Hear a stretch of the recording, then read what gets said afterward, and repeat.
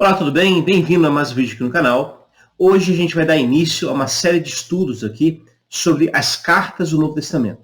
Se você já percebeu, o Novo Testamento é formado por evangelhos, os 4 evangelhos canônicos, pelo Apocalipse, pelo livro de Atos dos Apóstolos, que na verdade faz parte do Evangelho de Lucas, e por cartas. Cartas escritas por Paulo, por Pedro, por Tiago e assim por diante. Pois bem, é exatamente sobre esse gênero literário, as cartas, que a gente vai conversar aqui nesse domingo e nos próximos domingos, pelo menos 3 domingos aqui para frente, então 4 ao todo, tentando aqui apresentar um resumo sobre as cartas do Novo Testamento, tá bom? Então, desde já, sinta-se convidada a participar aqui com a gente. Nos próximos domingos à noite nós teremos vídeos sobre esse assunto, excetuando o último domingo desse mês, dia 25 de julho, porque nesse dia 25 de julho, à noite, 21h30 da noite, nós teremos aqui mais uma live no canal, falando sobre mais um livro das Crônicas de Nárnia. E aí no final do vídeo eu falo mais detalhes sobre isso. Mas antes da gente mergulhar nesse mundo muito interessante que é o Novo Testamento, sobretudo as suas cartas, eu quero convidar você que não é ainda inscrito aqui no canal, que se inscreva, curta o vídeo se estiver curtindo e, claro, faça seus comentários, isso é muito importante aqui para o canal. Escrever cartas talvez seja uma prática em desuso na nossa sociedade contemporânea. Afinal de contas, em tempos de internet, de e-mail, de WhatsApp, para que escrever uma carta? Mas então eu queria convidar você a voltar no tempo, num período em que não havia internet e nós... Não, voltamos demais no tempo. Vamos avançar um pouquinho.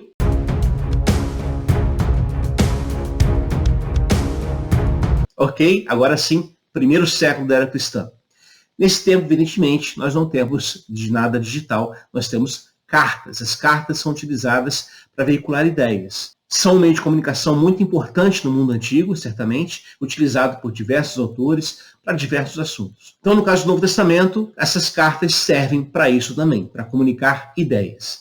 Mas antes da gente pensar aqui sobre essas cartas especificamente, vale a pena voltar um pouquinho atrás e pensar sobre o Novo Testamento como um todo.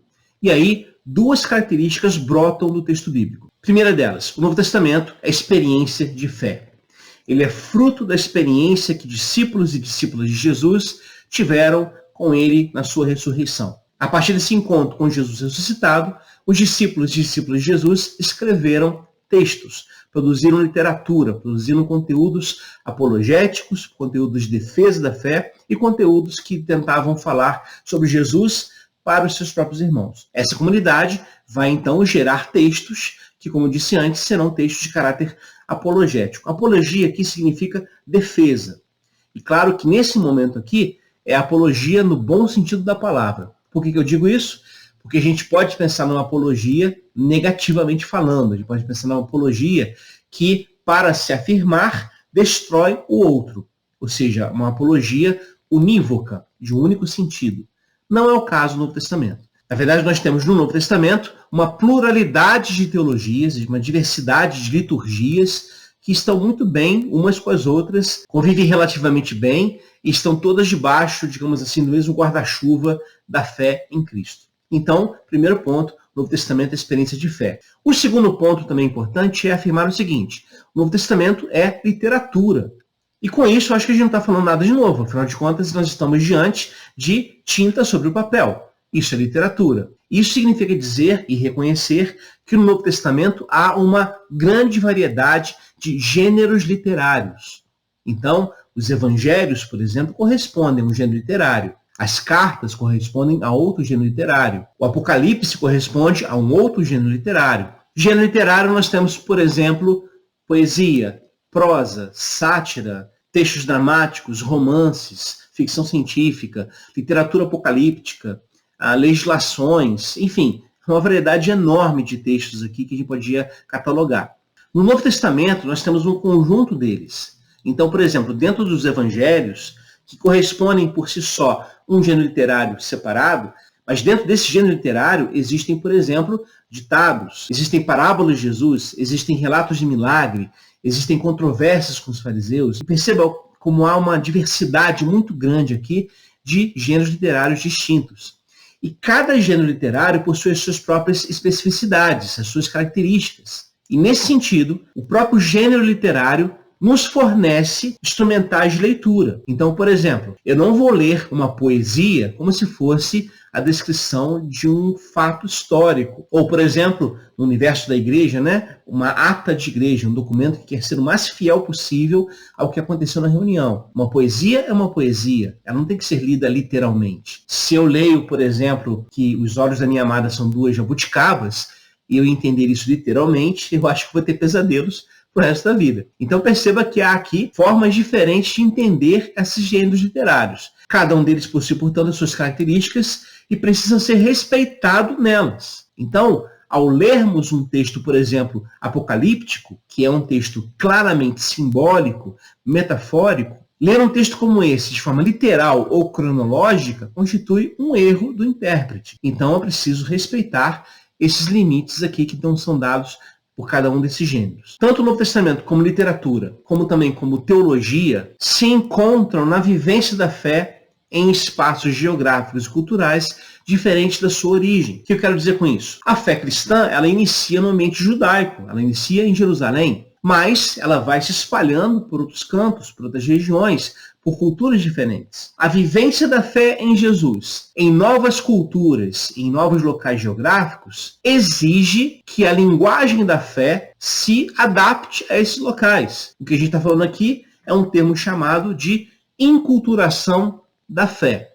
O que é isso? Podemos definir da seguinte forma: inculturação da fé é compreendida como a realização da fé e da experiência cristã em novos contextos histórico-culturais diferentes de seus lugares de origem. Nesse processo ocorrem 3 etapas. A presença e o encontro com outra cultura, que exige uma nova linguagem para ser significativa.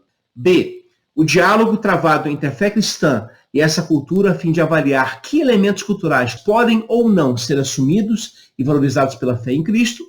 E C, a elaboração de uma síntese cultural, que não só enriquece a cultura local e a igreja local, como também reafirma a universalidade da igreja. Então, trocando em miúdos, o que é inculturação da fé?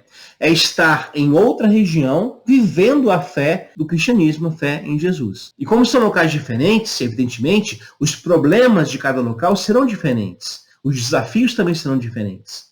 Então, viver a fé, por exemplo, em Jerusalém, do ano 50 depois de Cristo, é uma realidade. Viver a mesma fé em Jesus na cidade de Corinto, no ano 60, por exemplo, depois de Cristo, é outra realidade. As cidades são distintas e, como tal, cada uma delas apresenta desafios à fé. Aliás, é essa enculturação da fé que exige dos primeiros cristãos uma duplicidade aqui de práticas vinculando coragem e discernimento. Coragem para se abrir a novos mundos, a novas realidades culturais, e discernimento para avaliá-las a partir da fé em Cristo. Falando sobre o tema e vinculando especificamente o Novo Testamento, Johann Konix diz o seguinte: também depois da atuação de Jesus na formação dos escritos do Novo Testamento, agiram influências do ambiente cultural em que se escrevia a pregação ou a organização do culto e da catequese. O Novo Testamento foi formulado no código linguístico-cultural do seu ambiente, porém enriquecendo-o, quando necessário, com elementos trazidos de outro ambiente, mais próximo do evento referencial, que foi a atuação de Jesus de Nazaré. O Evangelho se cristalizou nos padrões literários semânticos disponíveis naquele ambiente. Aí percebemos que inculturação é a própria encarnação da fé na cultura do seu portador, desde a sua primeira expressão. Nesse sentido, não existe evangelho senão inculturado. Deixa eu fazer uma pausa aqui para ressaltar uma questão importante. Perceba que não há um evangelho puro. Nunca houve. Nós precisamos voltar à ortodoxia do Novo Testamento, ao discurso da igreja cristã primitiva. Nunca houve esse discurso. Pelo menos não unívoco, não único discurso. Há uma diversidade de experiências de fé. Por quê? Porque são vivenciadas em locais diferentes. A igreja de Éfeso, por exemplo, é diferente da igreja de Corinto, que é diferente da igreja de Atenas, que é diferente da igreja de Roma. São locais distintos que exigem respostas específicas. Aliás, essa capacidade de responder esses dilemas existenciais e concretos das comunidades é o que torna uma pessoa um teólogo, uma teóloga. Porque o que é fazer teologia? Fazer teologia não é decorar teologias sistemáticas, por mais importante que elas sejam. Fazer teologia não é decorar declarações doutrinárias de igreja, por mais importante que sejam. Fazer teologia é a experiência do encontro com o outro. E nesse encontro, com muita humildade, perguntar a Deus o que ele tem a dizer a esse outro. Isso é fazer teologia. Então, quando falamos, e várias vezes falamos aqui no canal, que a teologia, a própria espiritualidade cristã, ela diz respeito à vida real, concreta, e não idealizada, mas a vida real, é disso que falamos. Quando se faz teologia, nós não estamos pensando em questões abstratas, pelo menos não deveria ser assim. Porque uma teologia abstrata, uma teologia que vive no mundo metafísico das ideias, ela não diz respeito a ninguém. Ela talvez diga respeito ao próprio grupo que a formula. Mas as outras pessoas, ela não alcança. Por quê? Porque o discurso está desvinculado da vida. E aí a gente vai então voltar à lógica do Novo Testamento para perceber o seguinte. O que o Novo Testamento fez ao ser escrito? Com essa grande qualidade enquanto escrita teológica? Foi o fato dele ser escrito a partir de preocupações reais de pessoas igualmente reais. E aqui a gente volta ao tema das cartas, então, do Novo Testamento. Porque talvez a principal característica das cartas, que a gente pode ter como ponto de partida para refletir cada uma delas depois, é a seguinte. Cada carta do Novo Testamento tem suas preocupações pastorais e teológicas. Ou seja, os autores não escreveram as cartas do Novo Testamento porque eles não tinham nada para fazer na vida e decidiram escrever alguma coisa para passar o tempo. Não, ao contrário. Eles escrevem motivados pelas perguntas, pelas dúvidas, pelas crises, pelos problemas, pelas dificuldades que os seus irmãos em Cristo passavam. Então nós podemos afirmar que as cartas do Novo Testamento surgem dessa junção entre a enculturação da fé e as preocupações pastorais e teológicas dos seus autores. Vamos tentar exemplificar esse fato. Veja no mapa aí a posição de Jerusalém e de Corinto. Perceba que são duas cidades extremamente distantes uma da outra, com realidades culturais muito diferentes. Jerusalém é uma cidade vinculada ao judaísmo, existe ali apenas um templo dedicado a Yahvé. E é o local onde o cristianismo surgiu a partir do judaísmo. Então temos ali toda uma herança cultural, literária, teológica e até mesmo escriturística do texto bíblico, no caso do Antigo Testamento, que está ali presente na vida dos cristãos em Jerusalém. Agora pense em Corinto. Corinto é uma cidade portuária, uma cidade com vários templos dedicados a muitas divindades, e naquele espaço nós temos então alguns costumes que não estão presentes em Jerusalém. Um desses costumes, por exemplo, é a questão da carne que é sacrificada aos ídolos nos cultos lá nos templos, e depois essa carne que é sacrificada a esses ídolos era distribuída entre os mais pobres da cidade. Para muita gente, essa é a única chance que você tinha para comer um churrasco, para participar desse banquete, mesmo para ter uma subsistência. Que realmente para muita gente, essa fonte de carne era a única fonte de proteína que eles tinham para poder se manter vivos. Mas aí surge a pergunta entre os cristãos da comunidade que Paulo havia fundado. A pergunta é, nós somos cristãos, nós podemos comer essa carne sacrificada a ídolos? Sim ou não? Eles não têm resposta pronta, porque não há respostas prontas. Então, o que eles fazem? Mandam uma carta ao fundador da comunidade, que é o apóstolo Paulo. E Paulo, quando recebe a carta, ele também não tem respostas prontas, porque não adianta para Paulo avisar aquele pessoal de Corinto que lá no Antigo Testamento havia uma série de preceitos relacionados à questão de idolatria. Que para o pessoal de Corinto não há o menor sentido em se afirmar com o Antigo Testamento.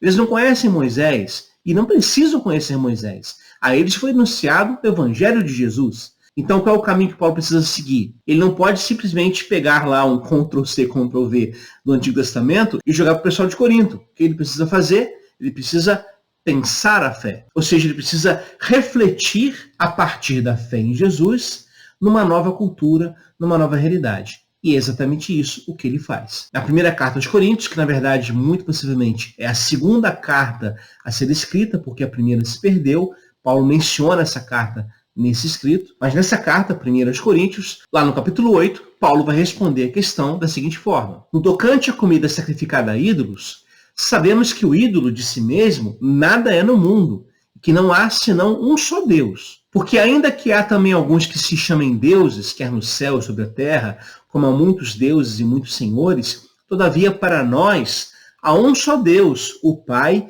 de quem são todas as coisas e para quem existimos. E um só Senhor, Jesus Cristo, pelo qual são todas as coisas e nós também por ele. Paulo está dizendo aqui o seguinte para o pessoal de Corinto. Vocês estão acostumados a comer essa carne sacrificada a ídolos. E agora estou perguntando se faz mal fazer isso. Afinal de contas, é uma carne sacrificada a outros deuses. Mas aí Paulo vai dizer o seguinte: olha, nós sabemos que só há um Deus. E tudo provém dele. Então, se tudo provém dele, esta carne também provém dele. Então, vocês podem participar sem problema algum. Afinal de contas, só há um Senhor, Jesus, para quem nós todos existimos. Respondeu esse ponto. Mas Paulo está preocupado também com outra questão, que é relacionada a algumas pessoas da comunidade que, por terem a consciência mais fraca, ou seja, não são ainda maduros na fé, se sentiriam afligidos participando dessa comida, comendo essa carne. Então Paulo vai continuar a carta dizendo o seguinte: entretanto, não há esse conhecimento em todos, porque alguns, por efeito da familiaridade até agora com o ídolo, ainda comem dessas coisas como a eles sacrificadas, e a consciência destes, por ser fraca, vem a contaminar-se. Não é a comida que nos recomendará a Deus, pois nada perderemos se não comermos, e nada ganharemos se comermos. Vede, porém, que esta vossa liberdade não venha, de algum modo, a ser tropeço para os fracos. Porque se alguém te vir a ti, que és dotado de saber, à mesa, em templo de ídolo, não será a consciência do que é fraco induzida a participar de comidas sacrificadas a ídolos? E assim, por causa do teu saber, perece o irmão fraco pelo qual Cristo morreu. E desse modo, pecando contra os irmãos, golpeando-lhes a consciência fraca, é contra Cristo que pecais. E por isso, se a comida serve de escândalo ao meu irmão, nunca mais comerei carne para que não venha escandalizá-lo. Então, qual é o argumento aqui de Paulo naquela situação específica da cidade de Corinto? Ele está dizendo, não há problema em comer. Ele acabou de dizer isso. Mas, na comunidade pode ter pessoas de consciência mais fraca que vão se sentir, como eu disse antes, se contaminando ao fazer isso. Então, diz Paulo, você que sabe que não tem nenhum problema em participar, você que sabe que há um só Senhor, que é Jesus, você que sabe tudo isso, abstenha-se de comer a carne, se com essa atitude você vai machucar a um irmão, uma irmã em Cristo que tem a consciência mais fraca. Como ele diz, fazendo muitas vezes assim, vocês vão acabar golpeando a consciência fraca dos irmãos. E isso está contra o amor de Cristo. Então Paulo diz o seguinte: por isso vocês são livres, mas tomem cuidado para que a sua liberdade não seja uma pedra de tropeço para os outros. E ele termina dizendo sobre si mesmo: bom, se é em relação a mim, se a comida serve de escândalo ao meu irmão, então eu não vou mais comer carne, embora eu pudesse fazê-lo. Gente, perceba que o que Paulo está respondendo aqui é uma dúvida muito específica de uma comunidade cristã. Ele está respondendo aquela dúvida que aqueles irmãos de Corinto estavam tendo.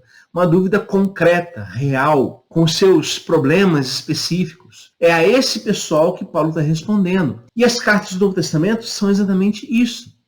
São respostas muito concretas a pessoas com problemas igualmente concretos, com dúvidas, com preocupações, com cansaços, com exaustão em todos os sentidos, com medo de perseguição, não sabendo como se portar diante da sociedade romana, agora que eles são cristãos. Então, tudo isso são questões que o apóstolo Paulo, e não só ele, os outros autores também do Novo Testamento, as outras cartas, vão tentar responder. Por isso, terminando aqui esse vídeo e colocando aqui um primeiro pressuposto para analisarmos essas cartas daqui para frente, a gente precisa entender o seguinte: para compreender uma carta do Novo Testamento, é necessário conhecer bem o contexto no qual essa carta surgiu. Somente a partir daí a gente vai poder esclarecer os sentidos daquela carta, compreendê-la e aí sim atualizá-la para nós quando e onde ela cabe. Então, dito isso, pessoal, essa aqui foi uma primeira aproximação às cartas do Novo Testamento. Nós, como eu disse antes, faremos aqui aos domingos à noite alguns estudos breves sobre essas cartas, tentando aqui pensar algumas delas. Inclusive, já temos aqui uma sugestão dada por um inscrito aqui no canal para falarmos sobre a carta aos Hebreus. Então, será uma das primeiras cartas que iremos analisar aqui. E se você tem alguma curiosidade sobre uma carta específica do Novo Testamento, coloque aqui nos comentários. Eu quero conhecer mais sobre a carta tal. A carta de Tiago, a carta de Judas, que aliás é uma carta pouco explorada no universo evangélico, a carta de Paulo a Filemão, a carta de Paulo aos Romanos, enfim, faça os comentários aqui e a gente vai tentar colocar essas cartas nas próximas análises aqui nos próximos domingos, tá bom? Então é isso, pessoal. Obrigado aqui pela sua presença até o momento, pela sua participação, pelos comentários, pelas curtidas. E quero também lembrar a você que no último domingo desse mês dia 25 de julho, às 9h30 da noite, teremos aqui uma live abordando mais uma das Crônicas de Nárnia, dessa vez, A Viagem do Peregrino da Alvorada. Então, se você não leu o livro ou não assistiu o filme, ainda tem um tempinho pela frente, busque ler o livro, busque assistir o filme, e a gente vai estar aqui conversando a respeito, tá bom? Traga as suas questões, traga as suas dúvidas, e vamos aqui ter um momento para falar de Lewis e da sua obra. Aproveitando também, eu não esqueci, o vídeo sobre o sítio do Pica-Pau Amarelo, sua teologia, já está quase pronto o roteiro, então eu vou gravar em breve, vou colocar aqui no canal. E a segunda etapa dessa disputa de mundos fantásticos já está correndo, né? Eu vi lá hoje, nós temos um empate entre Hogwarts, do Harry Potter, e Alice no País das Maravilhas. Então, se esse empate se mantiver, a gente vai fazer os 2 vídeos, sem problema algum. E em breve, já na próxima semana, pretendo colocar aqui a terceira etapa dessa disputa, para a gente ir, então, calculando aqui qual desses mundos fantásticos vai chegar até o final. Ok, pessoal? Então, mais uma vez, muito obrigado, um abraço e até a próxima.